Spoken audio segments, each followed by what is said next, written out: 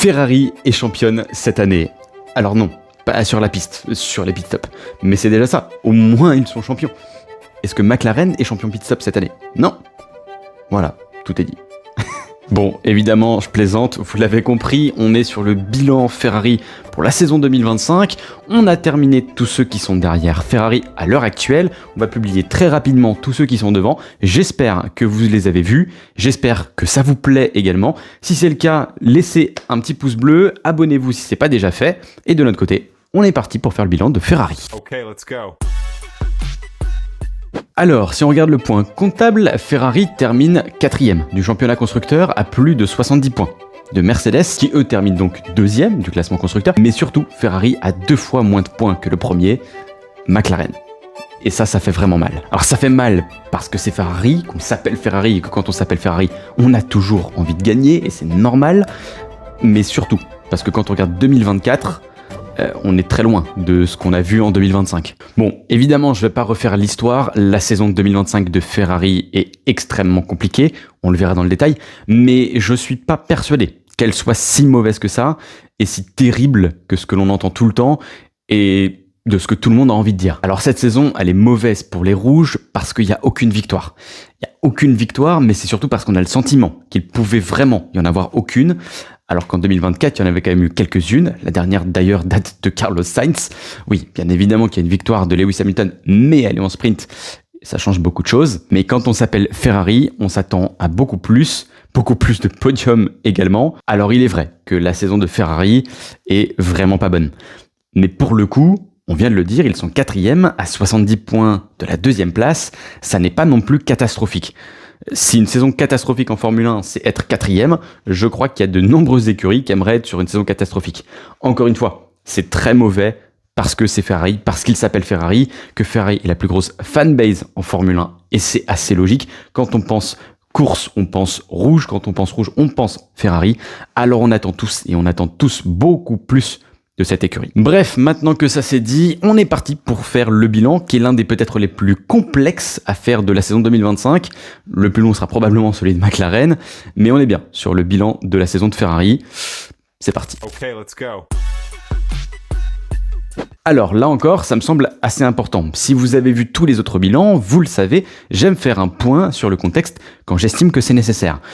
Et pour Ferrari, c'est le cas. Alors, chez Ferrari, depuis 10 ans, ça se bat constamment sur le podium au championnat constructeur. Alors, depuis 10 ans, oui, sauf 2020. Mais 2021, c'est une saison extrêmement particulière de par la nature du Covid, mais surtout, après les accords un peu flous d'ailleurs, dont on ne sait toujours pas vraiment la teneur avec la FIA, suite au moteur plus ou moins légal de 2019. Sinon, il est vrai qu'à part ça, on a toujours terminé sur le podium depuis 10 ans, et surtout, plus de 6 fois à la 2e place. C'est arrivé notamment 2 fois sous Mattia Binotto, pour la dernière fois en 2022, et c'est à la suite de ça qu'il y a eu beaucoup de changements. Alors c'est vrai que sous Mattia Binotto, on a eu 2 fois une 2e place au classement constructeur, mais c'est finalement pas vraiment ce qu'il en reste de Mattia Binotto chez Ferrari. C'est alors pourquoi, en 2023, on a un gros changement majeur, avec l'arrivée de Fred Vasseur en tant que team principal.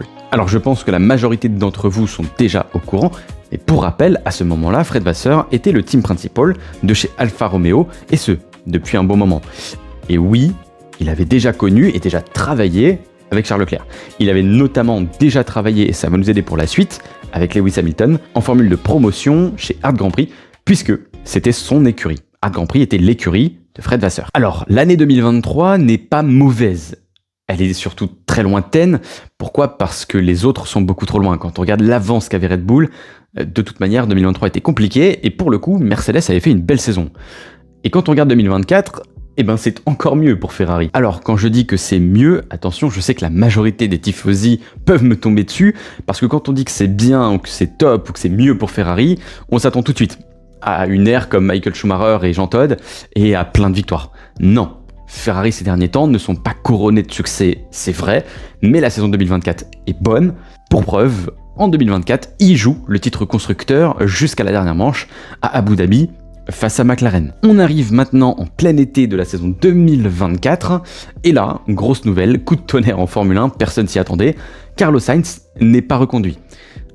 Alors oui, les rumeurs avaient déjà commencé à fuiter, et ça n'a pas tardé très longtemps, puisque c'est seulement un jour plus tard qu'on apprend la signature de Lewis Hamilton. Ça signifie que tout ça a été prémédité, préparé, tout était déjà prévu à l'avance, mais pour nous, le reste, on était tous choqués. Alors contrairement à tous les autres bilans, je ne pense pas avoir la nécessité de présenter Lewis Hamilton, septuple champion du monde, des victoires à l'appel, couronné de succès, c'est probablement le GOAT de la Formule 1, on va dire temps moderne, en tout cas il est décrié comme tel. Et donc, à ce moment-là, au moment de la signature, on est déjà en train de faire les premiers bilans possible pour 2025 et on se demande qui de Charles Leclerc ou de Lewis Hamilton aura l'avantage.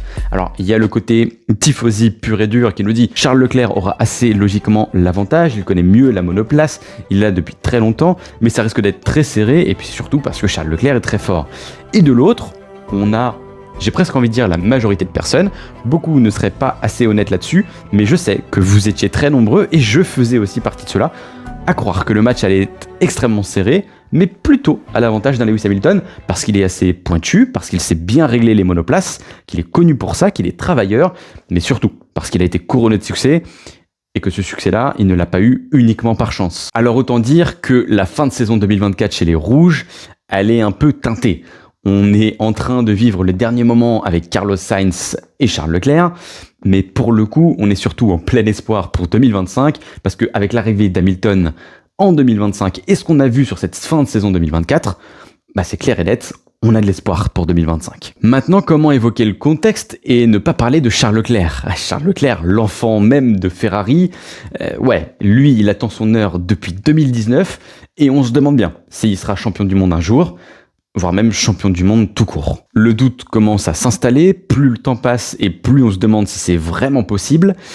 On a de plus en plus de mal à y croire, lui aussi d'ailleurs, le visage est de plus en plus marqué, la communication commence à être difficile, et même s'il y a toujours des performances, Ferrari pour le moment est trop loin, il ne peut tout simplement pas jouer à la régulière. Bon, maintenant qu'on a fait un tour rapide sur la situation en interne, sur le contexte et la fin de saison 2024, voyons ce que ça donne tout simplement en termes de résultats sur la saison 2025. Résultats ou pas d'ailleurs. Okay, let's go. Alors on l'a dit, du côté des Rouges, on termine la saison 2024 pleine d'espoir. On joue le titre, alors certes constructeur et pas pilote, mais on joue le titre à la dernière manche, dans les derniers tours à Abu Dhabi, face à McLaren qui avait quand même pris le lead sur Red Bull depuis maintenant un bon moment. Alors on a véritablement de l'espoir, sachant que 2025 c'est la continuité de 2024, qu'il ne devrait pas y avoir tant que ça d'évolution entre chaque monoplace, puisque la réglementation majeure, le gros chamboulement en Formule 1, arrive la saison suivante, en 2026. Alors c'est peu de dire que le début de saison 2025 de Ferrari est catastrophique. Alors je vous mets juste ça là. 5 points en Australie, 17 points après 2 Grands Prix. 17 points après 2 Grands Prix, dont une sprint, quand on s'appelle Ferrari, et qu'on venait de jouer le titre constructeur jusque dans les derniers tours d'Abu Dhabi, waouh, ça fait extrêmement mal. Alors là encore, quand je l'ai expliqué avec Racing Bulls ou avec Williams, quand on vous donne des chiffres, essayez toujours d'aller chercher le pourquoi du comment et d'aller toujours chercher l'envers du décor. Et 17 points marqués en 2 Grands Prix, si vous faites un petit peu les calculs, vous allez très vite voir que pour une écurie de pointe, c'est la catastrophe. Si on serait chez Williams, 17 points en 2 Grands Prix, c'est plutôt bien. Si on est chez Red Bull, Mercedes ou Ferrari, c'est mauvais. Et là encore, quand on remet en perspective, c'est presque plus de 30 points de moins que leurs concurrents directs et plus de 50 points d'écart avec McLaren. Ça fait tellement mal. D'ailleurs, je viens de citer McLaren, mais s'ils ont autant d'écart de points, c'est aussi plutôt à cause d'une petite erreur du team. Alors c'est vrai qu'on cherche tout le temps à aller chercher le moindre millième, le moindre dixième, la moindre performance, mais là c'était trop. En Chine, ils se font tous les deux disqualifiés à cause d'une erreur sur le fond plat. Coucou McLaren. Alors on l'a dit tout à l'heure, la saison de Ferrari est très loin d'être parfaite, elle n'est pas non plus catastrophique comme on veut l'entendre et comme certains veulent le dire, en tout cas c'est mon point de vue. Mais c'est vrai qu'après 2024, en début 2025, on s'attendait beaucoup mieux. Et pour preuve, sur la saison au global, Ferrari n'a marqué plus de 30 points avec ses 2 monoplaces qu'une seule fois. Une seule fois, sur 24 Grands Prix, dont 6 sprints. Là encore, quand on remet ces chiffres en perspective, qu'est-ce que ça fait mal. Oui, mais ça fait mal, pourquoi ? Parce que, est-ce que cette saison 2025, il faut la comparer avec McLaren ? Je ne sais pas. C'est vrai qu'ils jouaient ensemble en 2024. En 2025, on a bien senti que les deux ne pouvaient pas du tout jouer ensemble. Et pourtant, Charles Leclerc a déjà réussi à 2 ou 3 reprises à terminer devant Oscar Piastri et même faire parfois la bataille avec Lando Norris, Coucou les États-Unis. Alors, cette statistique des 30 points, pour moi, elle n'est absolument pas anodine. Pourquoi ? Parce qu'en 2024, il termine quand même assez largement devant Mercedes, alors que là, Mercedes termine 70 points devant Ferrari, et cette stat des plus de 30 points marqués sur un seul week-end par une écurie, c'est arrivé 8 fois dans le garage Mercedes. Ça veut dire 7 fois de plus que pour Ferrari, alors qu'ils se battent l'un contre l'autre directement au championnat constructeur. Ça fait vraiment très très mal. Alors, je vous vois tous venir. Évidemment, ce gouffre-là montre à quel point le côté d'un garage de Ferrari a eu extrêmement de mal. Vous le savez très bien, c'est celui de Lewis Hamilton. Ça montre à quel point il a eu une difficulté immense à s'adapter à la SF25. Je pense d'ailleurs qu'il ne s'est jamais adapté à la SF25, ou bien même l'inverse. La SF25 n'a pas du tout réussi à être adaptée pour Lewis Hamilton. Ça marche dans les deux sens. Maintenant, le côté adaptation, je veux bien l'entendre. 12 ans chez Mercedes, c'est très long. Ça reste Lewis Hamilton. On ne parle pas de Lance Stroll. Il était bien en Formule 1 les années précédentes. Il n'a pas quitté la Formule 1 comme a pu le faire un Kevin Magnussen, un Nico Hülkenberg ou bien même un Michael Schumacher. C'est juste extrêmement incomparable. Alors du coup, en effet, c'est vrai que cette statistique perd un petit peu de sens parce que si on avait encore une fois un duo Carlos Sainz avec Charles Leclerc, je pense qu'il y aurait eu au moins 4 week-ends où il scorerait plus de 30 points. Voire peut-être même 6 week-ends. Ça aurait fait que 1 ou 2 de marge, ça n'est plus tant immense. Alors attention, quand je parle de Lewis Hamilton et de cette difficulté d'adaptation, je pense en effet qu'il y a surtout énormément de communication, qu'on est surtout là pour défendre Lewis Hamilton, et quelque part c'est normal. Vous venez de prendre le pilote qui est le plus coté de toute cette grille, qui est le plus attendu, peu importe ce qu'il fait et peu importe où il est, qui a surtout tout le temps délivré dans sa carrière, quand on regarde le début chez McLaren qui est tonitruant, quand on regarde le tas de succès qu'il a réussi à amener avec Mercedes, bien sûr qu'on en attend beaucoup plus, mais je pense surtout qu'il y a clairement une figure derrière et que l'adaptation est surtout pour cacher un petit peu ce manque de performance du côté de Lewis Hamilton. Je pense que dans le garage Ferrari, on attendait quand même plus. On s'attendait probablement à avoir quelques difficultés. Mais quelques difficultés sur quelques semaines, sur quelques mois peut-être. Mais pas sur une année. Et pas avec un tel gap sur Charles Leclerc. Alors encore une fois, je sais que les supporters de Lewis Hamilton, vous êtes très nombreux. Il y a énormément de tifosi en France et dans le monde. Il y a énormément de fans de Lewis Hamilton, que ce soit dans le monde et aussi en France. Il y a bien eu cette victoire en sprint. Et je le sais qu'il y a eu cette victoire en sprint. Mais ça ne fait pas tout. Et quand on sait que le dimanche, ils ont une voiture qui est techniquement illégale, il se peut que s'il y aurait eu plus de tours en sprint, elle l'aurait été également. Surtout que d'ailleurs, finalement, le job, il le fait en qualification, puisqu'une fois qu'il était premier, il y avait tellement de dirty air que vous pouvez demander au pilote qui était derrière, il n'aurait tout simplement jamais pu dépasser. Donc oui, l'année de Lewis Hamilton est compliquée, elle est même très mauvaise pour le coup, et là, je pense qu'on peut le dire, les mots n'est pas trop faible, elle est catastrophique. 19,5 accusé en qualification, 19,4 en course, c'est juste inadmissible, je suis désolé. Tu t'appelles Lewis Hamilton, on sait qui est Lewis Hamilton. Tu te fais à ce point dominer par ton coéquipier, qui certes est là depuis bien plus longtemps.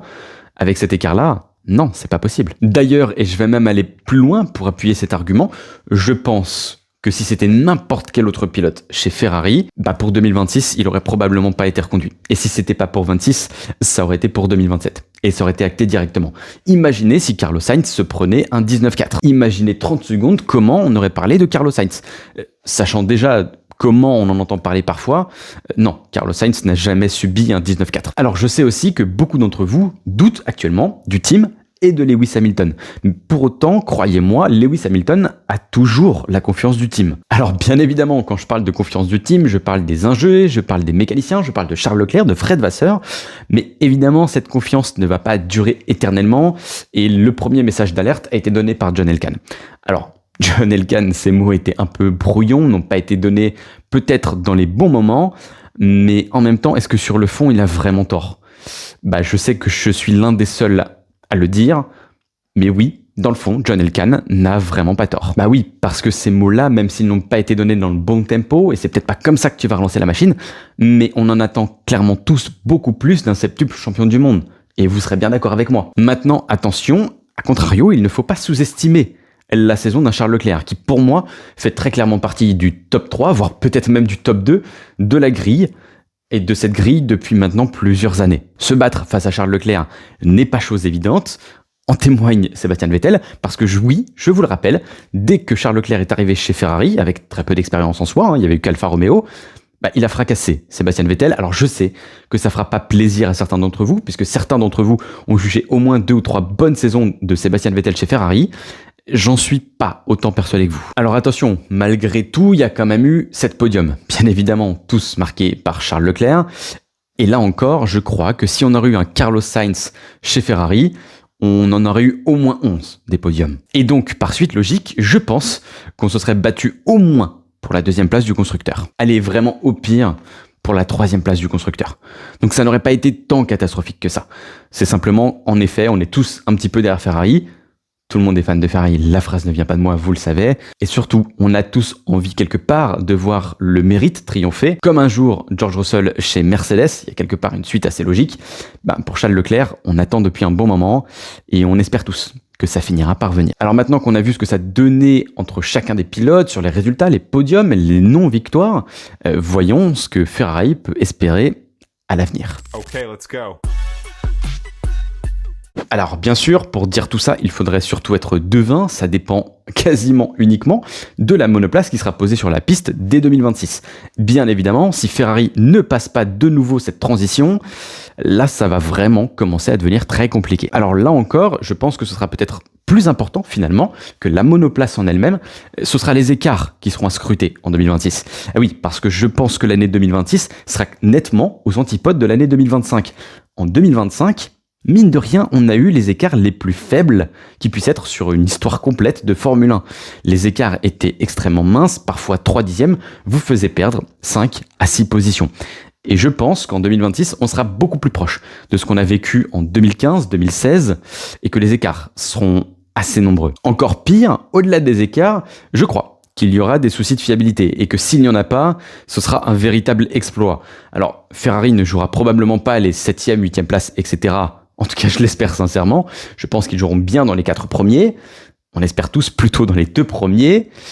Mais la fiabilité aura intérêt d'être au rendez-vous parce qu'on l'a déjà vu. En 2022, même si sur la saison complète, ils n'auraient peut-être pas pu se battre, la fiabilité les a très clairement empêchés de le faire. D'ailleurs, et pour le coup, on le sait tous, ça a été dit plusieurs fois, Fred Vasseur l'a confirmé d'ailleurs, ça a été vraiment un choix qu'a fait Ferrari. Alors ça n'est pas les seuls, évidemment, et ils ont tous commencé d'une moindre mesure assez tôt. Pas Corsa. Non, sans blague, Ferrari a décidé de se concentrer sur 2026 très tôt. Et ce, quitte à délaisser un petit peu 2025 et améliorer extrêmement peu. Ils ont apporté 2 évolutions dans l'année et ils ont commencé en fin de saison à faire 2-3 petits changements pour déjà essayer de voir ce que ça pourrait donner en 2026, comme l'ont fait d'ailleurs Mercedes. Alors cette bascule, c'est clairement un choix. Tu fais le choix de ne pas développer 2025, et quand on voyait là où ils étaient 2024, ça pouvait au moins les espérer terminer sur le podium. Ça n'est pas le cas, il manquait pas immensément de points, c'est un petit peu dommage pour eux, mais ils vont avoir du coup plus de temps en soufflerie, sur le banc, et essayer de faire une bonne corrélation entre ce qu'ils ont dans les données, dans les datas, et ce qu'ils auront sur les pistes, notamment lors des essais. Maintenant, comment parler d'avenir sans évoquer le duo de pilotes? C'est quand même la base. Charles Leclerc, on l'a dit déjà plusieurs fois, est-ce que ça n'est pas la dernière chance pour lui? Je me le demande. 2026 s'impose comme clairement une révolution en Formule 1, tout change, on repart sur une page blanche pour tout le monde, toutes les cartes sont rabattues, c'est peut-être le moment ou jamais pour Charles Leclerc, et si ça ne l'est pas, attention à pas perdre ton élément majeur. Oui, parce que quelque part, même si on ne le pressentait pas comme ça, prendre Lewis Hamilton, finalement c'était un risque. Pourquoi ? Parce que Carlos Sainz avait quand même des belles années derrière lui, là où Lewis Hamilton ne les a plus. Lewis Hamilton l'a dit à au moins 3 reprises, il n'est pas venu là pour développer la voiture, entre guillemets, il est là pour le projet 2026 et plus, mais surtout pour aller remporter le 8e titre qui lui tient pas à cœur. Et alors là, attention, et c'est peut-être le plus gros point d'exclamation que j'ai de tous les bilans, attention, sincèrement, si ça ne fonctionne pas pour Ferrari l'année prochaine, j'ai du mal à voir Lewis Hamilton aller dans une écurie pour aider sur le développement comme on peut le faire quelque part Kimi Räikkönen ou Sébastien Vettel. Je vois vraiment mal Lewis Hamilton aller chez Audi pour les aider à développer ou aller chez Williams pour aider à développer ce projet. Non, je pense que Lewis Hamilton préférait terminer sur une belle note. Je pense d'ailleurs, à mon humble avis, même si c'était très dur, qu'il aurait dû s'arrêter derrière 2021. Mais Dieu sait à quel point c'est compliqué. À la limite, s'il voulait continuer, il aurait dû soit rester dans le projet Mercedes, soit s'arrêter après une belle saison qu'il avait réalisée en 2023. Pourquoi je vous dis ça, vous me direz? Simplement parce que je crois que si 2026 ça ne fonctionne pas pour Ferrari ou pour Lewis Hamilton, je crois que si ça n'est pas la dernière saison de Lewis Hamilton, ce sera bien 2027, sa dernière année. Et je crois donc que ce sera la dernière année de Lewis Hamilton en Formule 1. Et là, on parle clairement d'un monument qui s'en irait. Okay, let's go. Bref, voilà, on a terminé pour le bilan de Ferrari, et comme pour toutes les autres écuries, je vais jouer le jeu et vous donner une note sur 10 sur ce que je pense de cette saison au global. D'ailleurs, vous aussi, de votre côté, jouez le jeu, dites-la moi en commentaire, dites-moi quelle note vous mettrez sur 10 à la saison de Ferrari, et mettez sur pause pour ne pas être influencé par ce que je vais dire. Alors ma note, je sais qu'elle va en surprendre presque la moitié, voire peut-être même plus que la moitié. Ma note, c'est 6 sur 10. Bah oui, parce que même si c'est une mauvaise saison, on l'a dit, elle est mauvaise parce qu'on s'appelle Ferrari, et elle est surtout mauvaise parce qu'il y a eu un choix qui, selon moi, n'était clairement pas le bon. Le duo Sainz-Charles Leclerc était le bon choix. Maintenant, on l'a évoqué aussi, Ferrari a clairement fait un choix qu'ils assument, c'était plutôt de privilégier 2026 et la nouvelle réglementation, plutôt que d'évoluer sur 2025 et de progresser sur une année qui, globalement, ne servait pas tant que ça. Alors à l'avenir, on pourra constater si ce choix était le bon ou pas, tant sur le duo de pilotes, voyons ce que Hamilton pourra délivrer en 2026, voyons là où sera Charles Leclerc, voyons s'il y a plus de podiums, voyons s'il y aura des victoires, et on l'espère, des pole positions pour Ferrari. Réponse dans quelques mois, on se donne rendez-vous au mois de mars. Il faudra être connecté, j'espère que vous serez avec nous. Si jamais ce bilan vous a plu, je vous laisse liker cette vidéo. Si jamais vous n'êtes toujours pas abonné, écoutez, qu'attendez-vous? Et entre nous, on se dit ciao, à très vite.